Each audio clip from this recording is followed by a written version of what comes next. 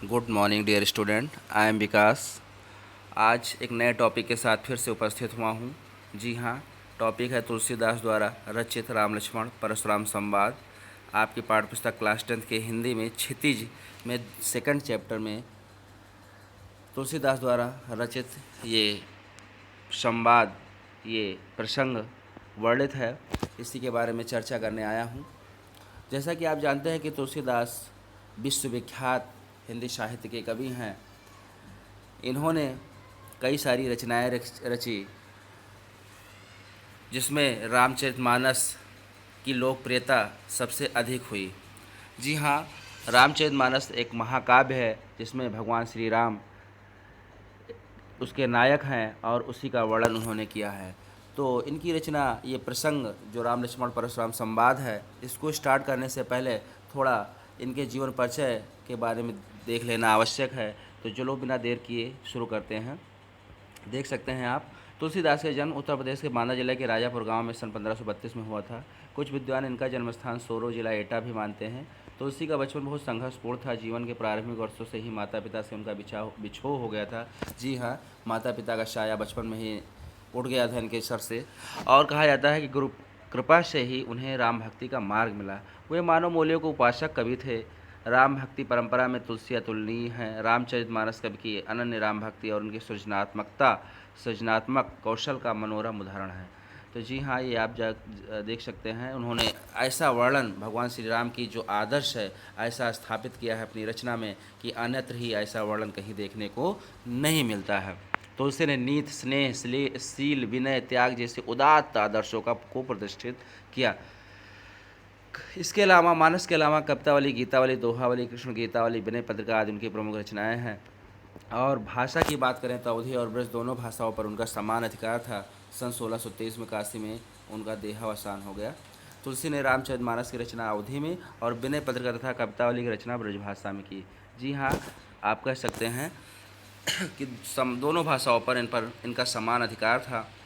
अगर छंद की बात करें तो रामचरित मानस का मुख्य छंद चौपाई है तथा बीच बीच में दोहे, सोठे, हरगीतका तथा अन्य छंद पिरोए गए हैं। विनय पत्रिका की रचना गेय पदों में हुई है। कवितावली में सवैया तथा कवित छंद की छटा देखी जा सकती है। तो हम कह सकते हैं कि तुलसीदास छंदों के मर्मज्ञ कवि हैं। उन्होंने अपनी रचनाओं में विभिन्न प्रकार के छंदों का इस्तेमाल किया है। तो ये था तुलसीदास के बारे में संक्षिप्त रूप में उनकी जीवन परिचय।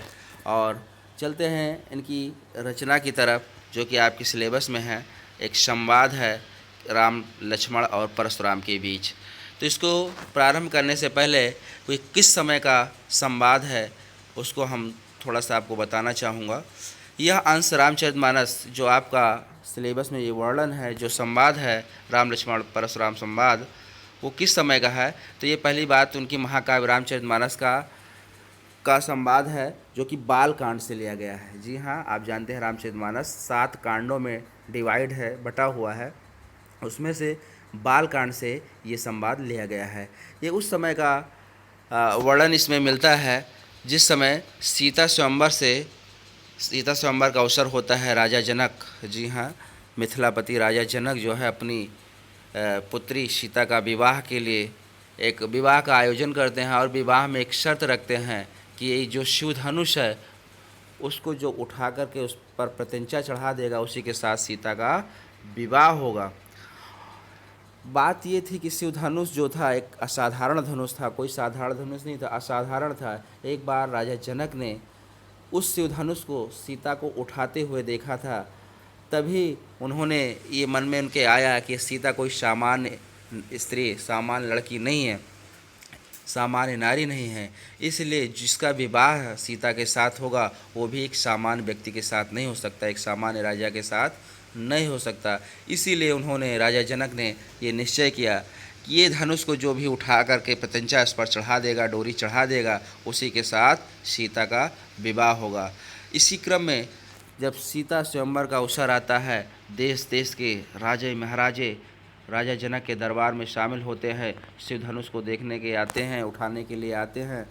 लेकिन एक से एक महाबली जो महाभट्ट थे, महाबली थे, ताकतवर थे, बलशाली थे, वो डोरी चढ़ाने की बात तो दूर की रही, उसे हिला तक न सके। ऐसे में गुरु विश्वामित्र के साथ भगवान श्री राम और उनके अनुज लक्ष्मण भी पहुंचते हैं। जब सभी देश देश के राजा हार गए तो उस समय सबकी नज़र भगवान राम पर थे। तो राम ने आज्ञा ले करके गुरु विश्वामित्र से आज्ञा लेकर के डोरी चढ़ाने के लिए जाते हैं और वो टूट जाता है, छूते ही टूट जाता है।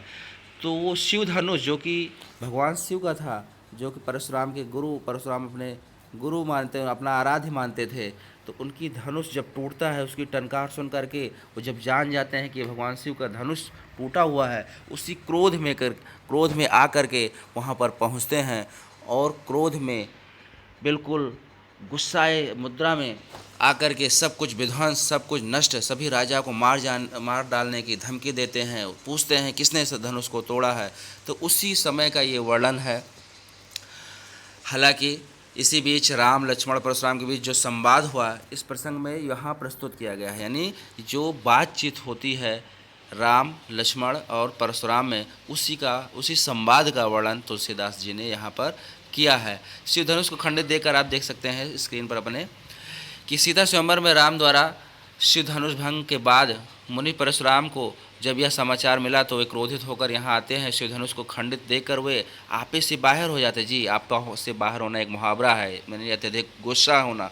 राम के विनय और विश्वामित्र के समझाने पर तथा राम की शक्ति की परीक्षा लेकर अंततः उनका गुस्सा शांत हो जाता है।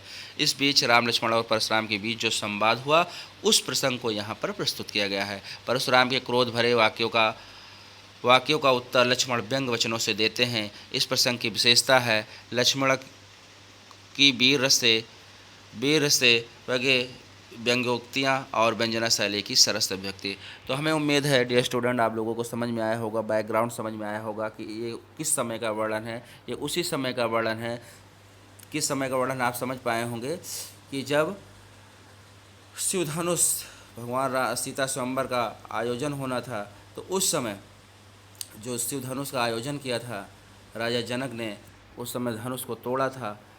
तो चलिए बिना देर किए हम शुरू करते हैं रचना की ओर। हालांकि ये वीडियो थोड़ा बड़ा होने वाला है, लेकिन आवश्यक है आपको बैकग्राउंड बताना, नहीं तो आपको समझ में नहीं आता।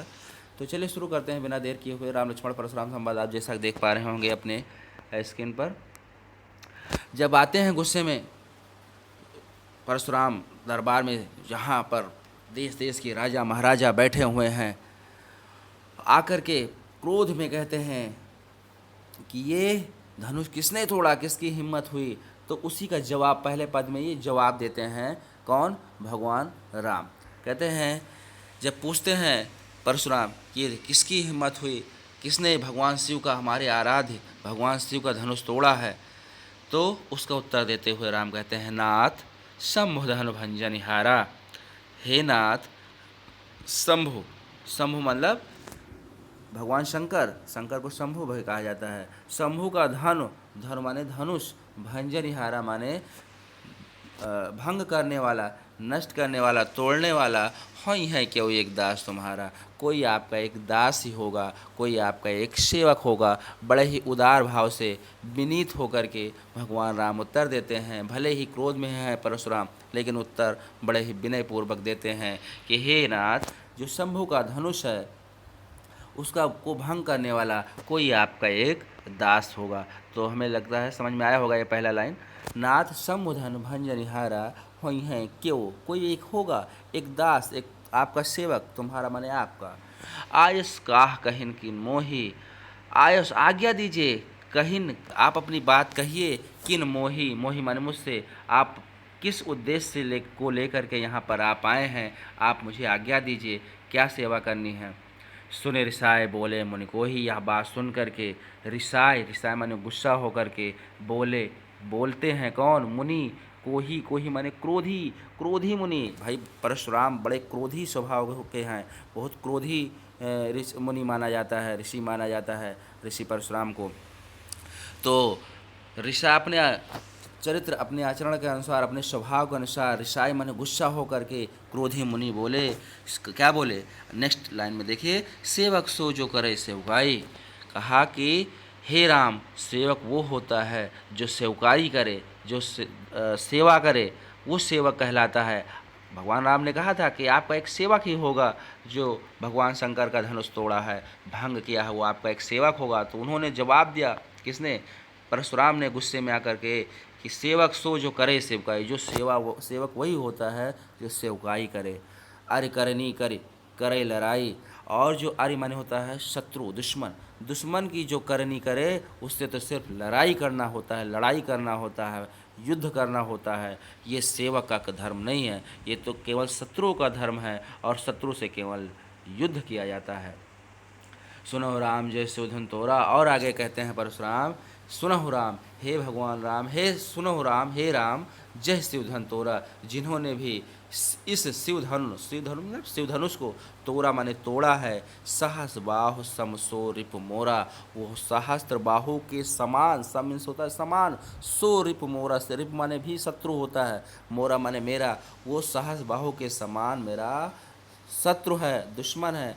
अब आपको ये बताना चाहूँगा कि सहस्त्रबाहु क्या थे। उनकी भी एक स्टोरी है सहस्त्रबाहु की, तो हमें लगता है इससे पहले सहस्त्रबाहु के बारे में जान लीजिए, जिससे कि आपको क्लियर हो जाए। नहीं तो आप बार बार सहस्त्रबाहु शब्द का इस्तेमाल किया है परशुराम ने अपनी रचना में। तो सहस्त्रबाहु कौन थे, इसके बारे में जान लीजिए। तो सहस्त्रबाहु ये परशुराम एक ऋषि जमदग्नि होते हैं, उनके लड़के होते हैं। एक कथा जान लीजिए, पाठ में आप देख सकते हैं स्क्रीन में, पाठ में सहस्त्रबाहु सम सो रिप मोरा का कई बार उल्लेख आया है। परशुराम और सहस्त्रबाहु की बैर की अनेक कथाएं प्रचलित हैं। महाभारत के अनुसार यह कथा इस प्रकार है। परशुराम ऋषि जमदग्नि के पुत्र थे। एक बार राजा कार्तवीर सहस्त्रबाहु यानी सहस्त्रबाहु जो है, एक बार शिकार खेलते हुए जमदग्नि के आश्रम में पहुँचे। जमदग्नि कौन थे? ये थे परशुराम के पिताजी।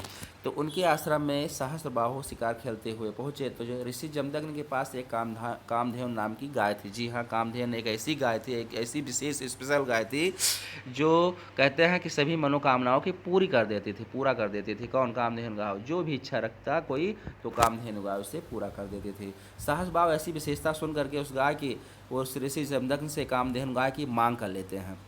लेकिन ऋषि जमदग्नि मना कर देते हैं गाय को देने से। तो सहस्त्रबाहु ने कामधेनु गाय को बलपूर्वक अपहरण कर लिया, चोरी कर लिया। अब ताकत से अपने चोरी किया, अपहरण कर लेते हैं। और इस पर जब परशुराम को पता चलता है कि उनके पिता जमदग्नि से बलपूर्वक अपहरण कर लिया गया गाय का, तो वो सहस्त्रबाहु का वध कर दिया। जा करके सहस्त्रबाहु को वध करके उस गाय को वापस ले आते हैं। तो जब ऋषि जमदग्नि को ये पता चलता है कि मेरे पुत्र ने, परशुराम ने सहस्त्रबाहु की हत्या कर दी, तो उनकी निंदा करते हैं और परशुराम को प्रायश्चित करने के लिए कहते हैं। तो उधर प्रायश्चित करने के लिए परशुराम चले जाते हैं, और उधर सहस्त्रबाहु के कुछ पुत्र क्रोधित होकर के ऋषि जमदग्नि का वध कर देते हैं। उनके पास आते हैं, उनका वध कर डालते हैं।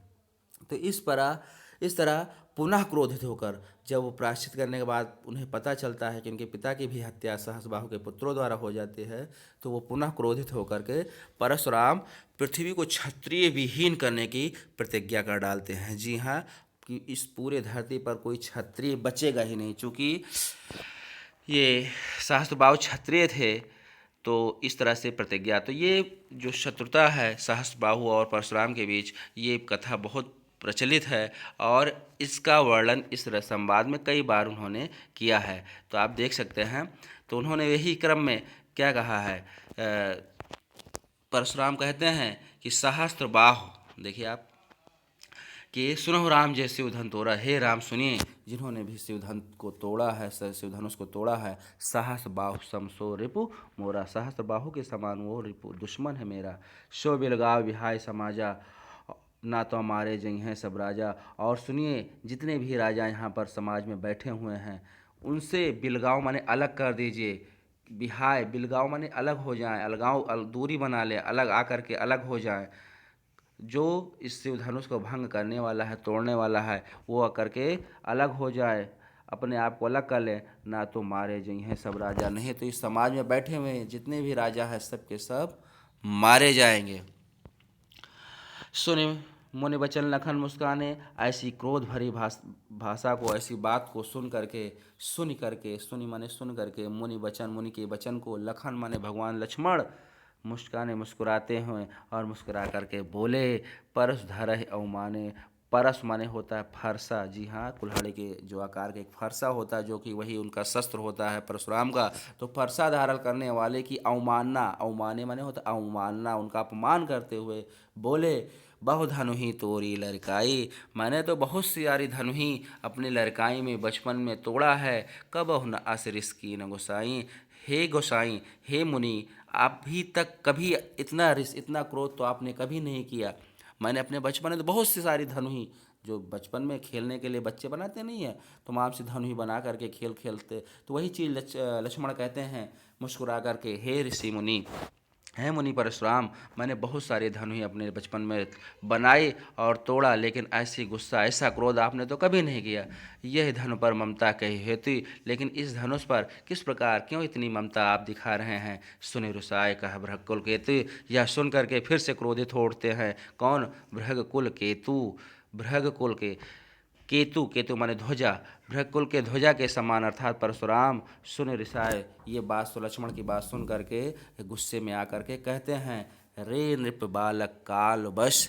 हे नृप, राजा के बालक अर्थात राजकुमार, काल बस, तू काल के बस में है, यम के बस में है, काल के बस में है। बोलत तो है न संभाल, तब भी तू संभाल के नहीं बोल रहा है। शायद इसीलिए आप अपनी वाणी पर, तुम्हारी अपनी वाणी पर नियंत्रण नहीं है, क्योंकि तू काल के बस में है।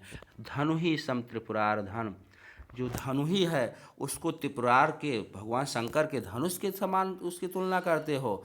जो त्रिपुरार का धन है, भगवान शंकर का धनुष है, विदित सकल संसार, वो पूरा संसार उसके बारे में जानता है।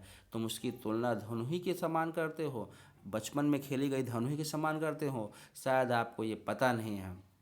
तो इस तरह से परशुराम लक्ष्मण को कहते हैं। तो ये था पहला पद, आपको उम्मीद है समझ में आया होगा। और मैं आपको बताना चाहूँगा कि इस को पढ़ने के लिए, इसकी व्याख्या समझने के लिए अहम रोल है वर्ड मीनिंग का। वर्ड मीनिंग आप जितना अच्छे से आप तैयार करेंगे, उतनी अच्छे से आप इसको समझ पाएंगे। इसके लिए मैं वर्ड मीनिंग का एक पेज है, आप देख सकते हैं अपने स्क्रीन रिकॉर्डर पर, शब्द संपदा दिया गया है। इसको एक एक करके आप अपनी कॉपी पर नोट कर सकते हैं, याद कर सकते हैं इसको याद जाने के लिए। तो उम्मीद है कि आप लोगों को समझ में आया होगा, और मिलते हैं नेक्स्ट वीडियो में। और तब तक के लिए बैठे, नेक्स्ट वीडियो में मिलते हैं। टेक केयर, घर पे सुरक्षित रहिए, घरों से बाहर मत निकलिए, सैनिटाइज़र को इस्तेमाल कीजिए और पढ़ते रहिए, स्वस्थ रहें, मस्त रहें। मिलते हैं नेक्स्ट वीडियो में, bye bye, thank you, take care.